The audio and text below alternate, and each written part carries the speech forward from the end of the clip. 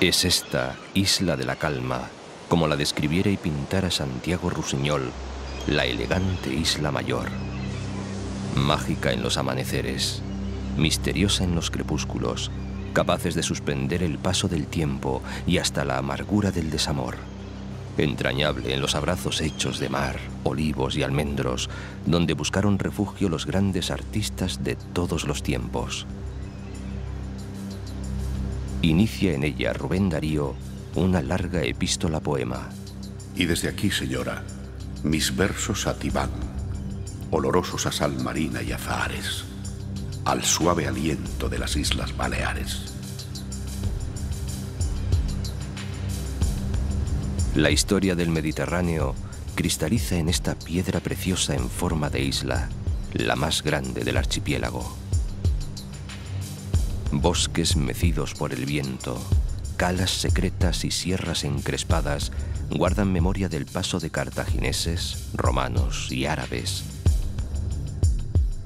Al lado de las ciudades y los pueblos de pescadores que los piratas atemorizaban, los paisajes salvaguardan su personalidad, contrapunteados por atalayas defensivas y mansiones de una añeja aristocracia.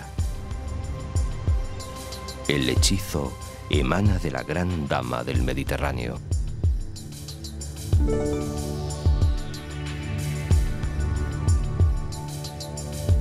Los primeros turistas empezaron a llegar a principios de los años 20 del pasado siglo, y hasta la Guerra Civil fue creciendo un turismo distinto, especialmente de intelectuales y artistas.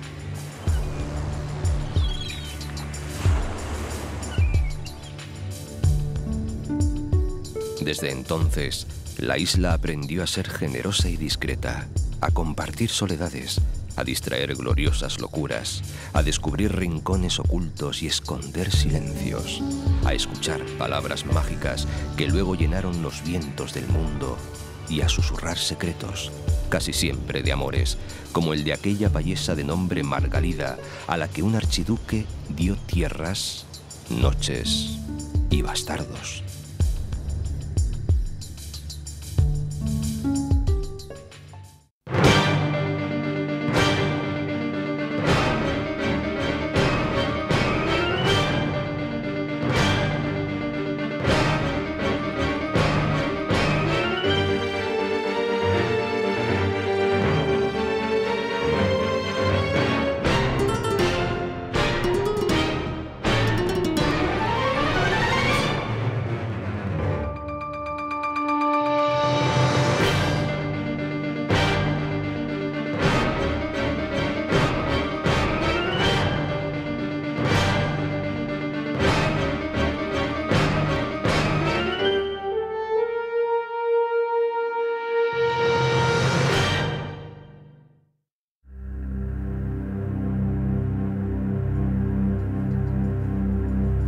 Mallorca se encuentra casi a la altura de Roma y comparte grado de longitud con París.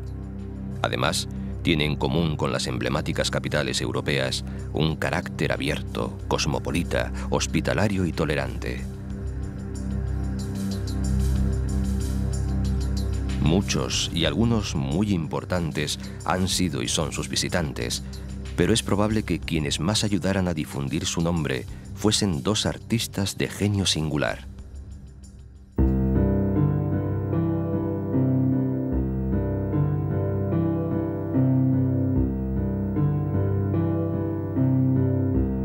Federico Chopin y su amante, la escritora George Sand, llegaron a Mallorca en 1838 en busca de alivio para los enfermos pulmones del gran músico.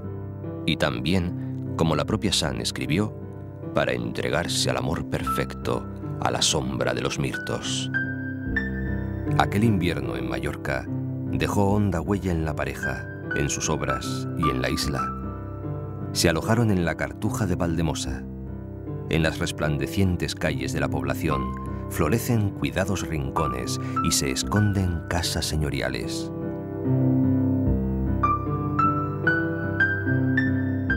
Chopin, enfermo de mal de amores, componía sus preludios, mientras George Sand, que escribía y fumaba con furia, se extasiaba. Cuando paseo al atardecer, tengo que recordarme a mí misma que no son más que árboles. En sus orígenes, residencia real, pasó a posesión de la Orden Cartuja en 1399. Los buenos frailes transformaron el edificio de arriba a abajo. Diseñaron una surtida botica. Lo que era prisión pasó a ser refectorio, la despensa sacristía. Y tuvieron además el buen tino de conceder a cada monje una celda de 3 habitaciones con su respectivo jardín, donde mejor entregarse al rezo y la meditación. La desamortización de Mendizábal desalojó a los cartujos de sus notables celdas, que pasaron a ser vendidas o alquiladas a particulares. Es el verde de Helvecia, bajo el cielo de Calabria, en la solemnidad y el silencio de Oriente. Este era para George Sand el paisaje mallorquín que les acogió. Su amor no siempre fue perfecto y sus relaciones con los habitantes de la isla estuvieron lejos de resultar idílicas.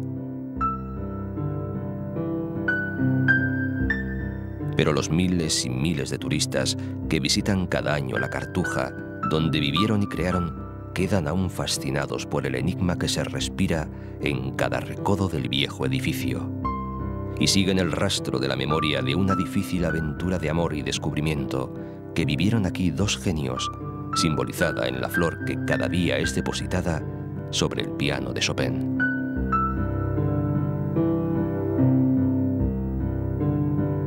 La mítica población concedió después reposo a otros grandes artistas: Rubén Darío, Santiago Rusiñol, Miguel de Unamuno, Azorín. Buscar el puerto de Valdemosa supone enfrentarse a un camino inverosímil que muere en Sestaca, una aldea de pescadores casi desconocida incluso para los propios mallorquines. Las casas se cuelgan del acantilado, mientras abajo las barcas se recuestan en la pendiente como si estuvieran a punto de precipitarse al Mediterráneo. Y entre la arboleda, la mansión que hoy pertenece al cineasta Michael Douglas y antaño fue del archiduque Luis Salvador, cuya singular memoria está presente a lo largo y ancho de la geografía de la Dama del Mediterráneo.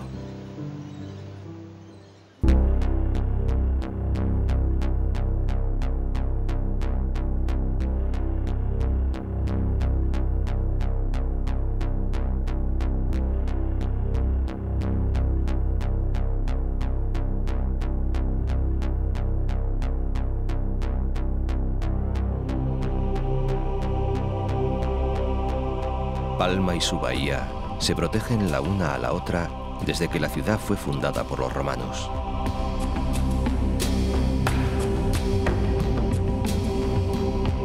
El primer gran momento de esplendor para la capital le llegó con los árabes, que ampliaron su Medina Mallorca, enjaezándola con jardines y laberínticos callejones que todavía hoy sobreviven. A la muerte de Jaime I, que había incorporado la isla a la cristiandad y a la corona de Aragón en 1229, Mallorca fue reino independiente por un corto pero fructífero tiempo. Es entonces cuando se levanta la Seu o catedral, frente a la antigua almudaina musulmana que pasó a ser palacio real. La mole catedralicia parece elevarse sobre el mismo aire. La rugosa aspereza de su fachada se transforma en luz y serenidad en cuanto se traspasa el umbral. Las vidrieras atrapan el sol para darle rienda suelta en las naves que delimitan las poderosas columnas. En la capilla de la Trinidad reposan los restos de los 2 grandes monarcas mallorquines, Jaime II y Jaime III. La catedral domina toda la ciudad y su entorno.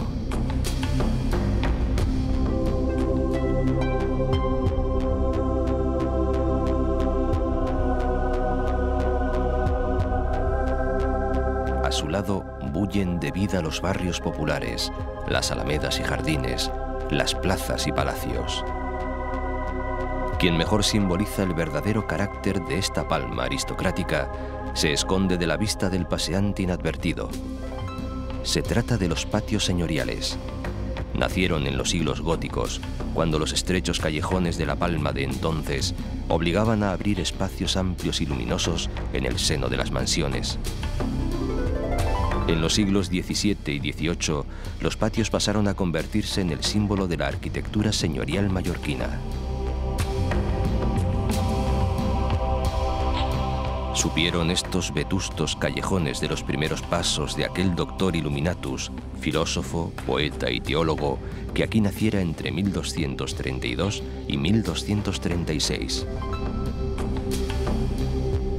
Raimon Llull, que escribía en las lenguas latina, musulmana y bizantina, probablemente fuera un cortesano del rey Jaime, que murió con casi 80 años en Túnez, inspirado con extraordinario fervor en la conversión del mundo mahometano.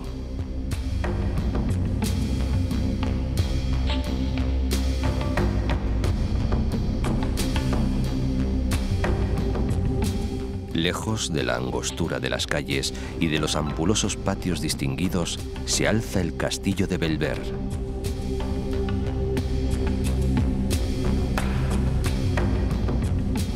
Ordenó su construcción Jaime II, hijo de otro rey Jaime, el Conquistador, para alivio de su maltrecho cuerpo atacado por la tuberculosis, y fue luego cárcel para aquel asturiano ilustrado de nombre Gaspar Melchor de Jovellanos, que aquí penó durante 6 años.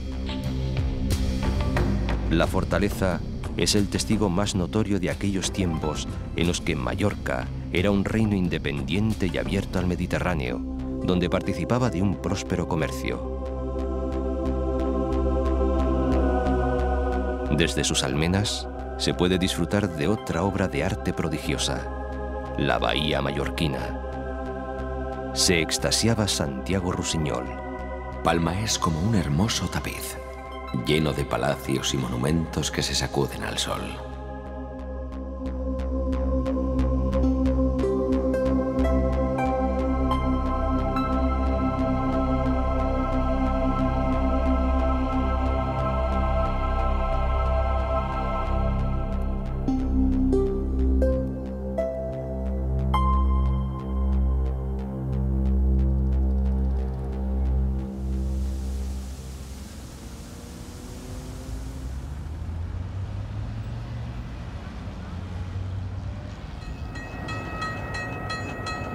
Abandonar Palma de Mallorca en el ferrocarril de Sóller es una experiencia singular.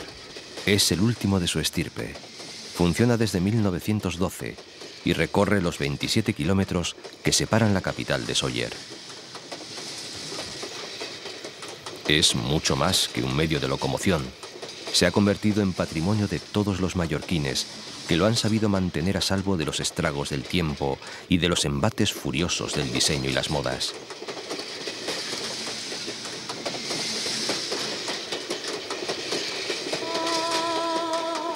Es una auténtica máquina del tiempo desde la que hender montañas, atravesar sierras, descubrir oquedades y contemplar los paisajes de la Sierra de Tramontana, antes de gozar, finalmente, con la visión del Valle de Sóller.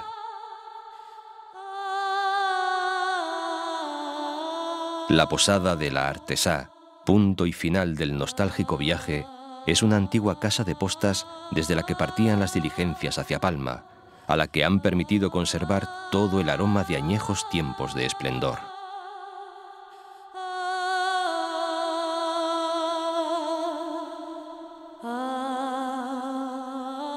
Solo un año después que el tren, se construyó este tranvía que une el centro histórico y cívico de Sóller con su puerto. Aúna un doble honor, ser el primero y el último de los tranvías que circula en Mallorca.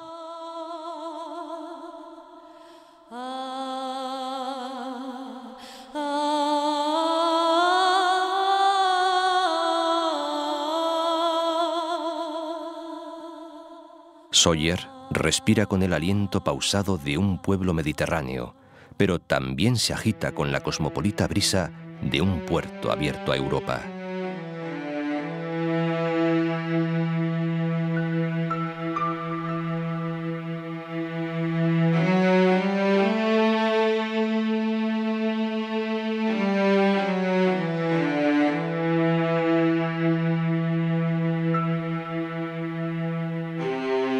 Sabal d'Or, el Valle de Oro, llaman los mallorquines a este rincón perfumado de azahar, pintado con una infinita gama de verdes sobre el lienzo violáceo de la Sierra de Tramuntana.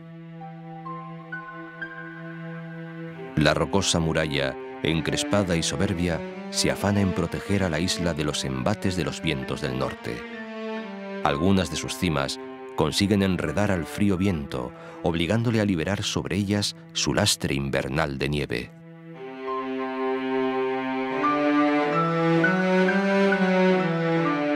A los pies de la sierra se abre la comarca de Esraiguer, una zona agrícola e industrial cuya capital es Inca, famosa en todo el mundo por sus factorías de zapatos y piel.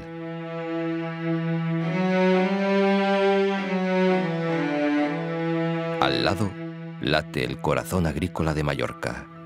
Es el llano central, una geografía suave y acogedora sobre la que se levantan pueblos tradicionales y poblaciones perdidas, en las que la vida no es muy distinta de la de unos siglos atrás. A pesar de la llegada del turismo, este amplio llano ha sabido preservar casi intactas las tradiciones de la Mallorca interior, elegante y severa.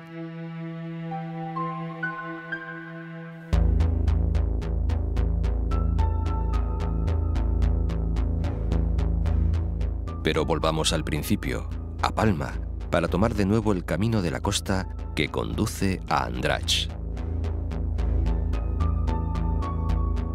Todo este tramo de costa oeste de la isla, entre las colinas de la Sierra de Naburguesa y el mar, se ha convertido en centro de la vida social veraniega, donde se entrecruzan miembros de la jet set, regatistas que descansan antes de zarpar hacia su próximo desafío en el mar, turistas llegados de todos los rincones del planeta, ilusionistas de la vida que se enredan en el trajín de cada día, buscadores de romances breves, amantes de sueños perdidos.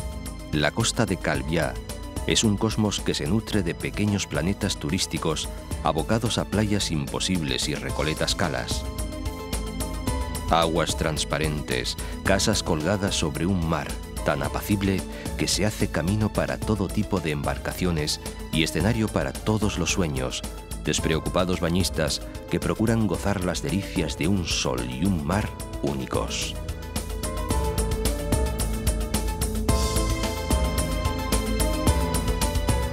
Un monumento, cruz del pasado que se levanta como un oasis de paz entre un torbellino de vida, recuerda que en Santa Ponsa desembarcaron las tropas del rey Jaime I para conquistar la isla.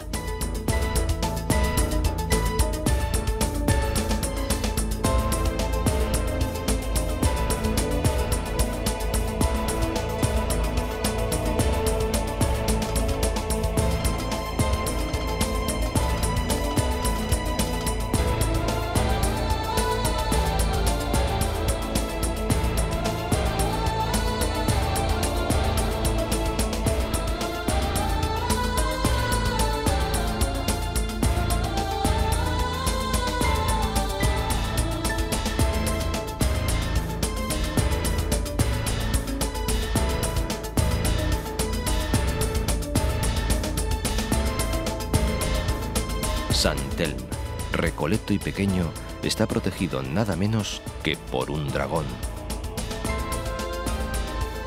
Y es que el islote de esa dragonera, que parece vigilar su entrada, parece uno de esos animales mitológicos que aguarda flotando sobre el mar la llegada de los barcos.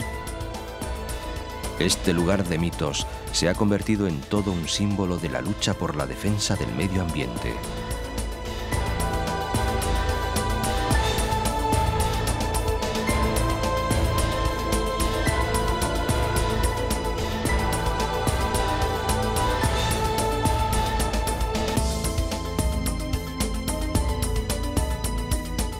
Detrás del amable ambiente turístico y residencial, Andratx esconde un amargo pasado de emigración y lucha por la supervivencia.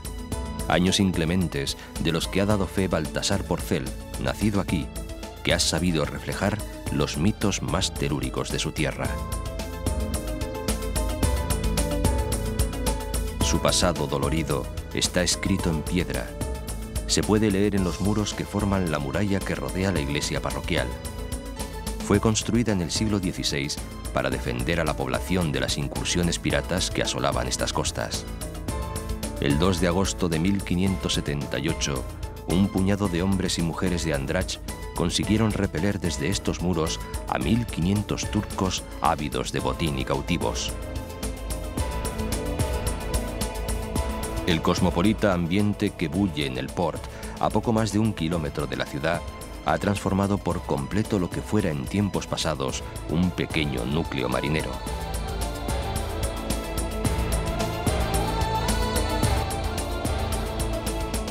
Dejar Andrach para dirigirse a Estellencs es iniciar un viaje hacia la más sublime belleza mallorquina.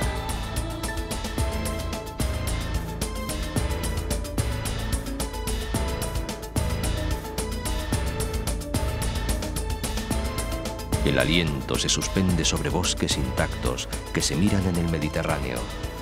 Árboles que se cuelgan de los cortados y se precipitan por las laderas como buscando la compañía del mar.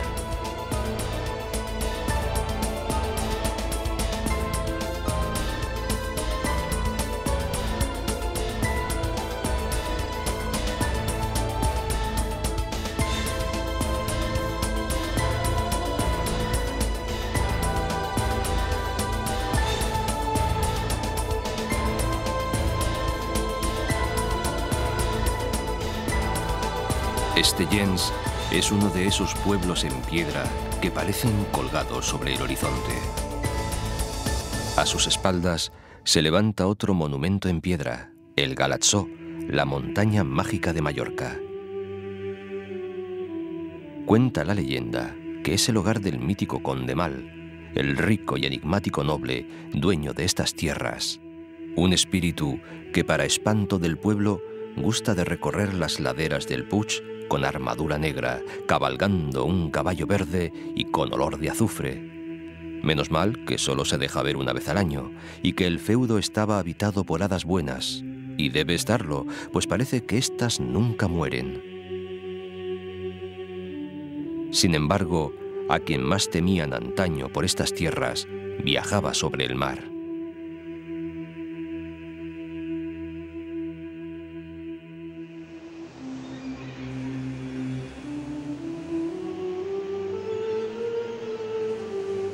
Entre Estellencs y Banyalbufar se levanta otra de estas torres defensivas que ha acabado por dar personalidad a uno de los paisajes más famosos de Mallorca.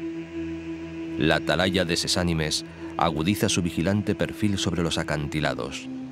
Es probablemente la más antigua de las torres vigía que hay en la isla. De ella se cuentan muchas fábulas y se dice que las almas en pena tejen unas invisibles redes en las noches de invierno para atrapar a quien se aventure a pasar por sus alrededores. La imagen del acantilado, la atalaya, el mar y el cielo son un hermoso prólogo a Banyalbufar, donde se evoca la dulzura de la Malvasía en su paisaje y en su nombre. Su denominación proviene del árabe y significa Viña del Mar. Albercas, terrazas, caminos y barracas hablan de un cultivo que trataba de aprovechar hasta el último centímetro de tierra disponible. Con sus frutos se creaba un vino dulce y fragante, Malvasía, que adornaba con su presencia los más exquisitos postres.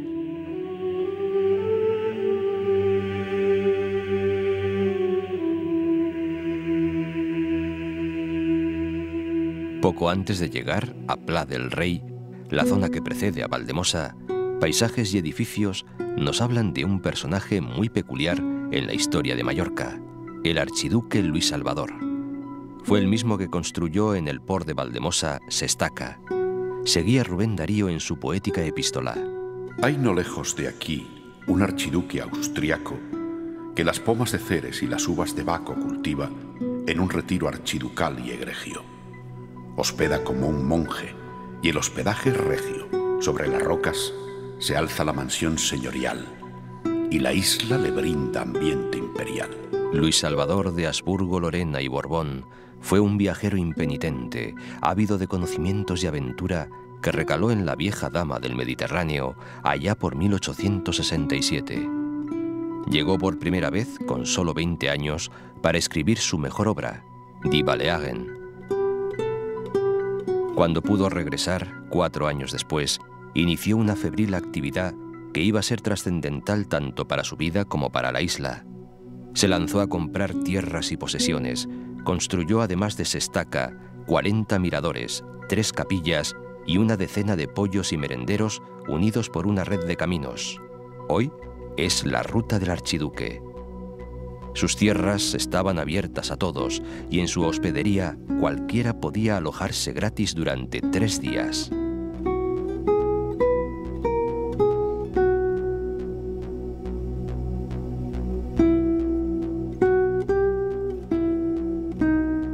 Aquel hijo de Leopoldo XI, gran duque de Toscana, fue a duras penas tolerado por su familia por ser un excéntrico. Sin embargo, muchos años después, aquel hombre estrambótico sería envidiado por un rey de España.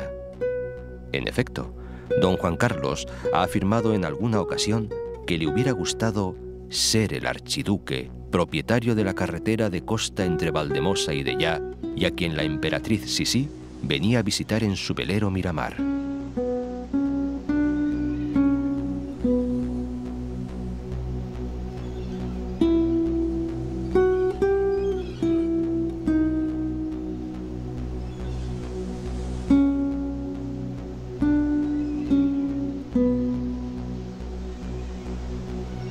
Quizás fue el carácter del archiduque lo que tanto sedujo a Sisí, la melancólica, misteriosa y desgraciada emperatriz.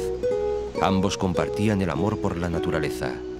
Siempre que la amada y a la vez incomprendida Elizabeth sentía necesidad de huir de la corte de Viena, se refugiaba en casa de su amigo. Ángel Escaso pone en su boca el ansia de un sueño. Toda mi vida ha sido una lucha por alcanzar un pequeño trozo del paraíso. Y he tenido que enfrentarme al mundo entero en esa cruel batalla que me ha dejado marcada de imborrables cicatrices.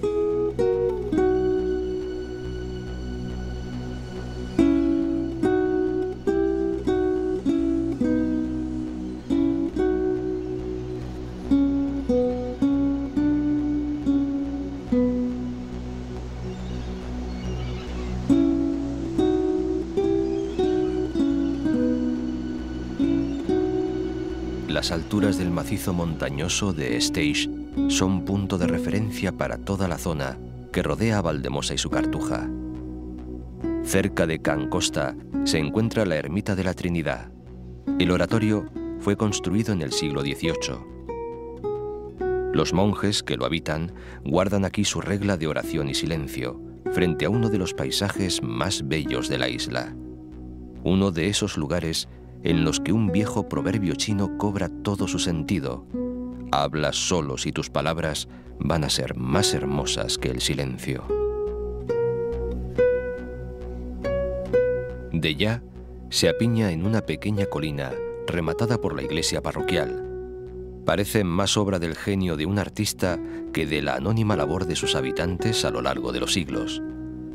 No es de extrañar que fuera refugio de pintores y escritores como Robert Graves, otro precursor en la pasión por Mallorca. El autor de Yo Claudio se instaló aquí en la década de 1930 y se convirtió en una verdadera institución. Decía el inglés en palabras mallorquinas de Ángel Terrón: El temps mai no ha viatjat fins a aquesta terra perduda. L'arbós i la bruguera floreixen fora temps. Les roques surten, els corrents flueixen cantant a cada banda, sense esment de si l'estació ha arribat prest o tard.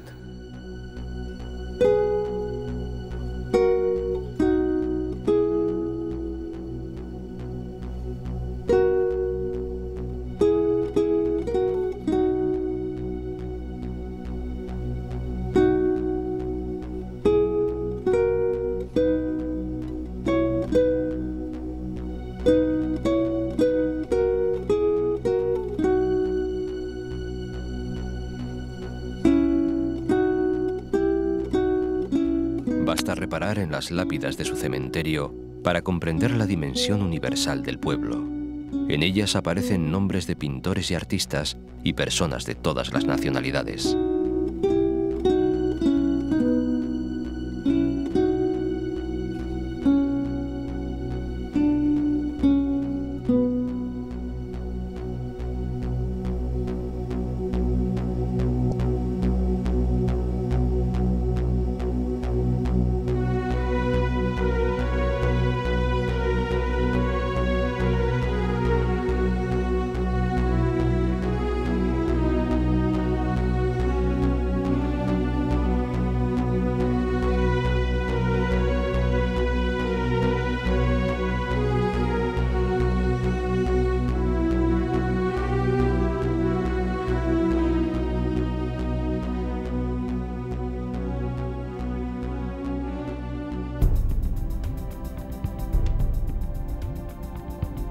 El embalse del Gorkblau guarda el recuerdo de viejos santuarios talayóticos.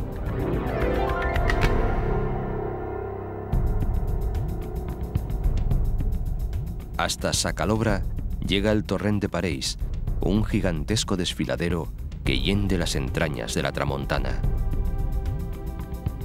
El paisaje, impresionante, conserva la integridad y el sosiego de hace siglos.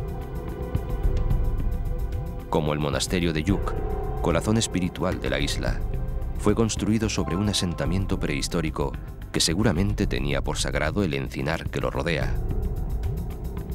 Su fundación, al menos eso dicen, fue producto de un milagro. Un pastor llamado Lluc, Lucas en castellano, halló entre las rocas de un torrente una imagen de la Virgen. Junto a un monje que le acompañaba, la llevaron a una parroquia cercana. Cuando todo el pueblo acudió a venerarla al día siguiente, ya no estaba en la iglesia, había regresado a donde fue encontrada. Y lo mismo hizo en 2 ocasiones más. Tomaron aquella rebeldía como una señal y decidieron levantar un pequeño oratorio junto al torrente. Sobre él nació el monasterio de Santa María.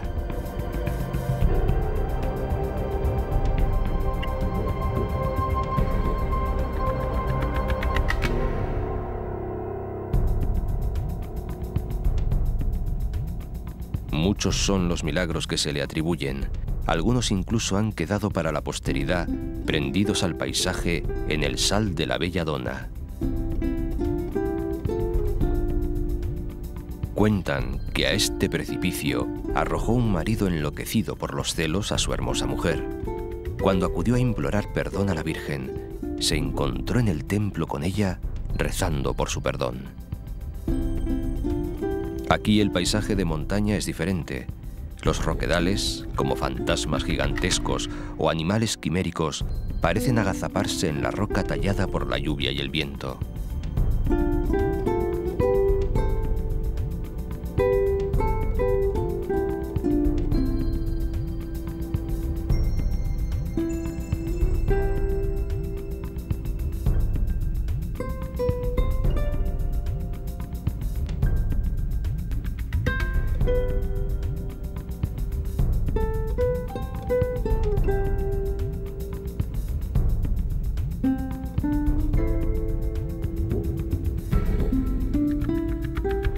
A los pies de la sierra, en una amplia bahía, el Port de Pollença, denominado un moll por los pollensines.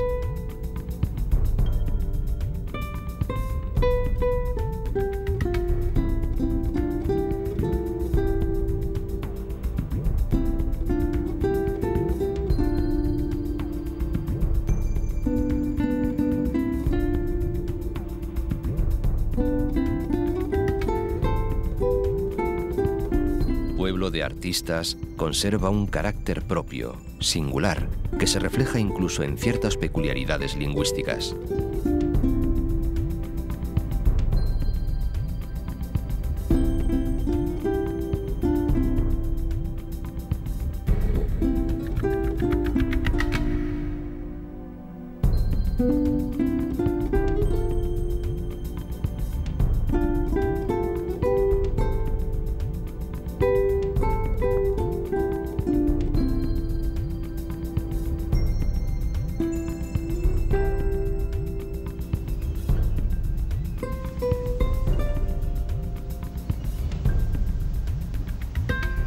Cap Formentor, el promontorio más septentrional de Mallorca, preside un paisaje bravío de altos acantilados y calas desiertas. El mirador de Sa Creueta, en la punta de la nau, se ha convertido en una de las imágenes típicas de la Isla Mayor. Una impresión de vértigo y esplendor imposibles de olvidar. La punta está iluminada por el faro de Formentor, que domina el horizonte desde lo alto de los acantilados.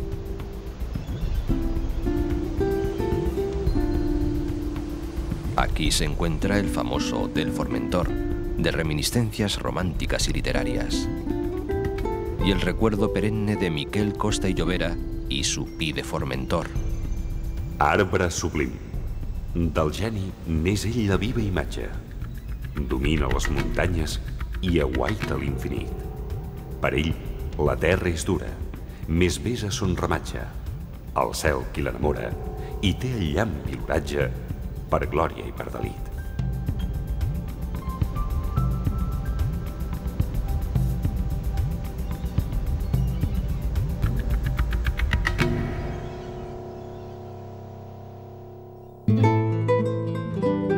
Alcudia exige el tiempo necesario para visitar sus calles, flanqueadas de hermosas casas-palacio, la iglesia, la puerta de la ciudad y su teatro romano.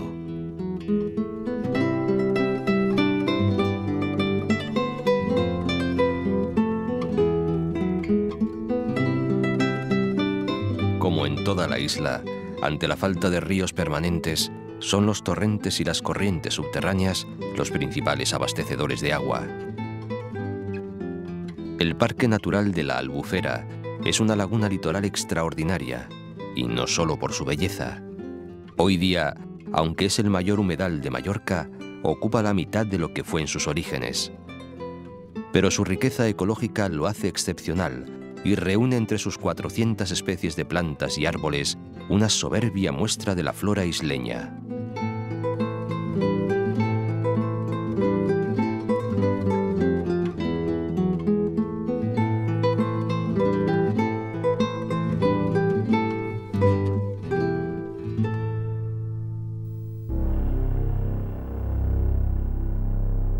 El litoral, rico en playas y rincones insólitos, es uno de los más interesantes de toda la geografía mallorquina.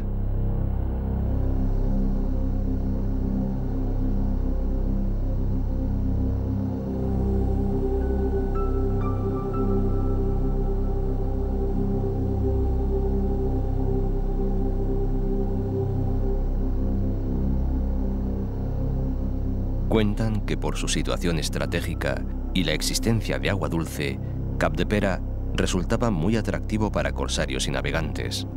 Con motivo de tan molestas visitas, se construyeron torres de vigilancia.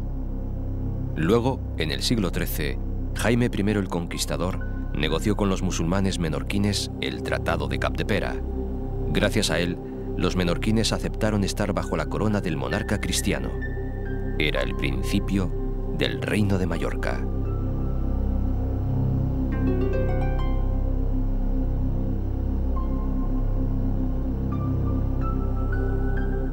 Cuando se iniciaba el siglo XX, la localidad conoció ya el fenómeno turístico.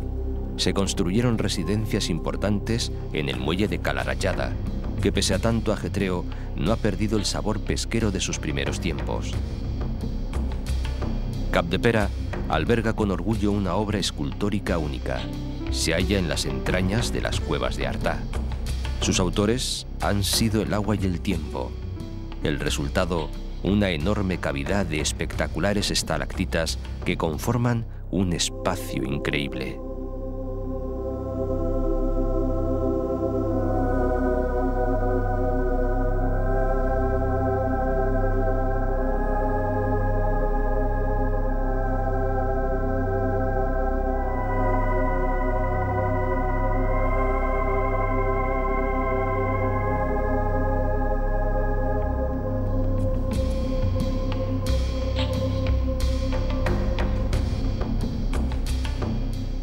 Por la bahía de Calamillor y sus alrededores, se goza del privilegio de las aguas más cristalinas y calmadas de toda la isla.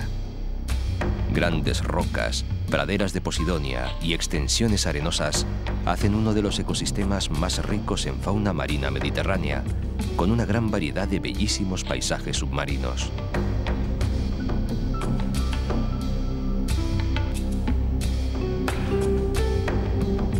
El puerto natural de Manacor acoge otra tradición, donde la celestial rebeldía juega también un papel decisivo. Dice la leyenda que los mulos que tiraban de un carro que transportaba una imagen de Cristo destinada a Palma rechazaron continuar más allá del límite de Manacor. La imagen sagrada se quedó en un resguardado abrigo costero que se llamó Porto Cristo.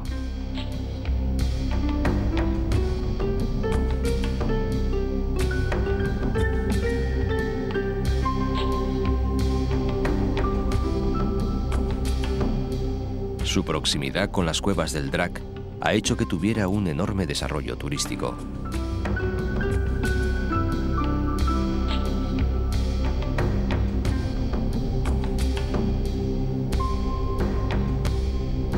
Las cuevas deben su nombre a una antigua leyenda según la cual un dragón guardaba su entrada. En 1896, el inevitable archiduque Luis Salvador patrocinó una expedición científica que levantó el alzamiento topográfico definitivo. Son 4 cavidades, las más extensas de toda la isla, con un total de 1.700 metros de recorrido. Formadas por el mar, cuyas aguas continúan penetrando, sugieren un mundo fantástico y petrificado.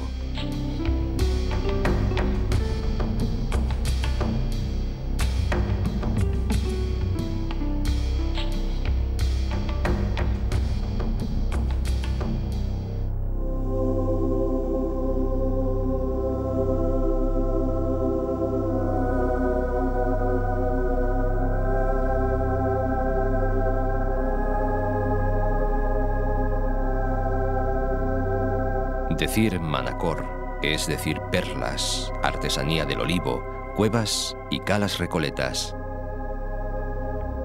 Muy cerca, en Petra, nació Fray Junípero Serra, aquel mallorquín fundador de misiones que llegarían a ser ciudades de la actual California.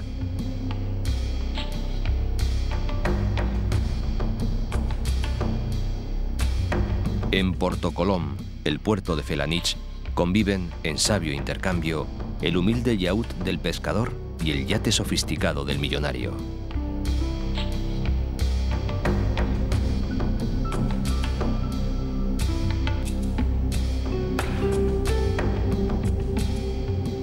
Rodeada de viñedos, de trigales y de campos de almendros, Felanitx es tierra de hijos ilustres.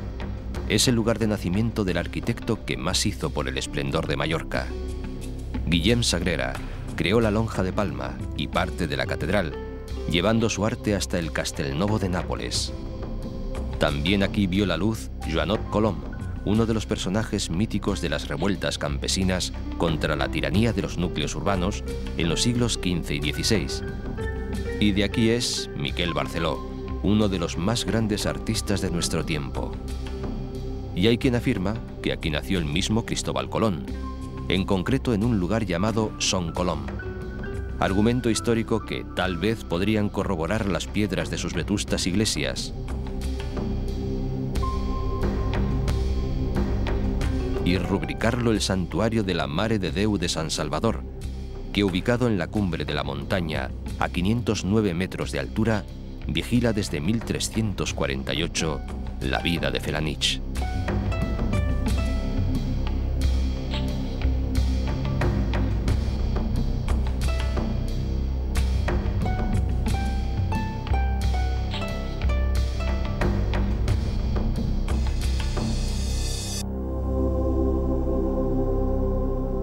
Tras el castel roquero de Santueri, cuyos muros rememoran la presencia musulmana, hermosas calas que se superan en un mito del turismo mediterráneo, Calador.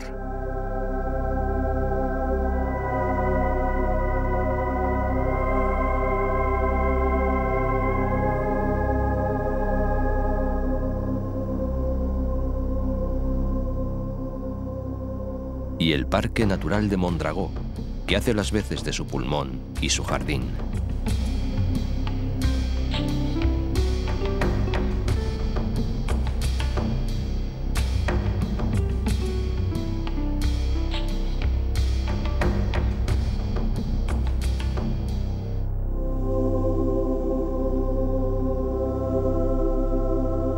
Santanyí es famoso por sus canteras de piedra arenisca.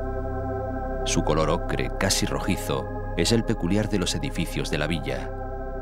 Antaño estaba circundada por una muralla, recuerdo de la época en la que los ataques piratas eran muy frecuentes, pues los corsarios tenían su base en la vecina isla de Cabrera.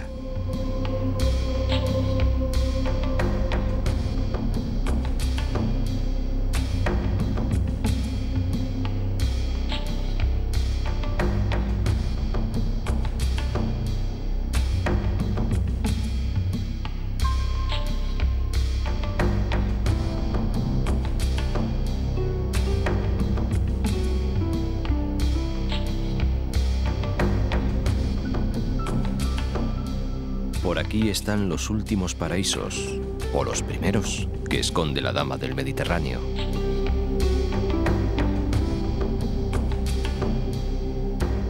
Trenc es un arenal virgen, salvado de morir bajo el cemento por la presión popular. Playa de finas arenas, dunas cubiertas de espesos pinares y sabinares. El lugar se ha convertido en punto de encuentro para cuantos buscan la naturaleza más primigenia.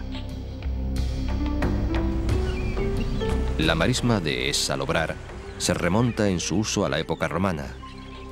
En el horizonte, el archipiélago de Cabrera. A punto de completar una vuelta a la isla, parece pendiente un encuentro con los orígenes de la presencia humana, el conjunto megalítico de Capo Corbel.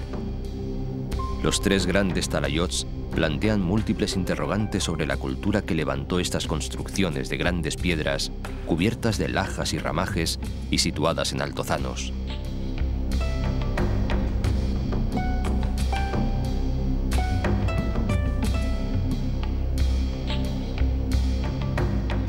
En Llucmajor, víctima de una vil traición, murió el último rey de Mallorca, Jaime III, el soberano que había vendido una de las joyas de su corona, la villa de Montpellier, a fin de conseguir medios para recuperar las islas.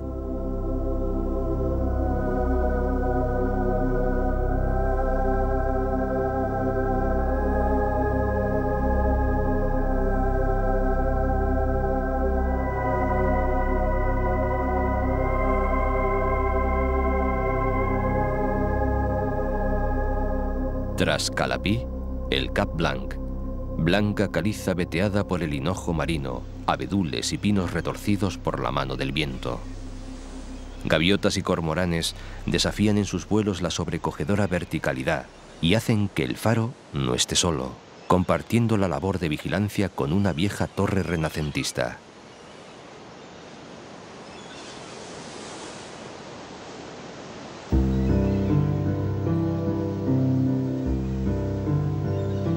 Toda esta Mallorca no es todo. Quedan muchos lugares por descubrir. Retazos de la Mallorca recóndita, agreste y aislada, campesina o pescadora. Rincones secretos, pequeñas poblaciones, caseríos sin grandes carreteras ni puertos deportivos. Islas dentro de una isla que ostenta la renta más alta de España gracias precisamente a los que la invaden en masa. Son lugares que hay que recorrer, navegar o volar de punta a punta. Secretos de vieja dama que hay que conquistar. Se lamentaba el epistolar Rubén Darío en su carta a Madame Lugones. ¿Por qué mi vida errante no me trajo a estas sanas costas? Antes de que las prematuras canas de alma y cabeza hicieran de mí la mezcolanza formada de tristeza, de vida y esperanza.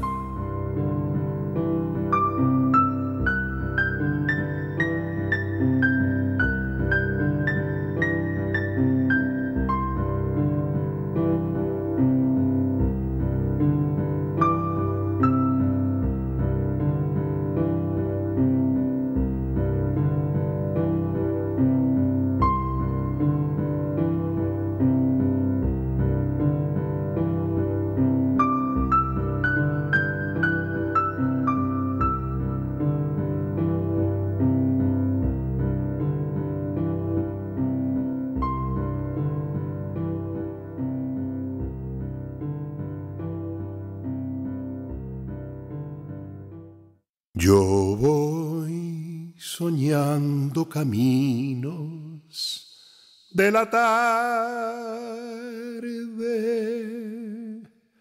las colinas doradas, los verdes pinos y las encinas, ¿a dónde el camino irá? ¿A dónde el camino irá? Yo voy cantando viajero a lo largo del sendero. La tarde cayendo está, la tarde cayendo está.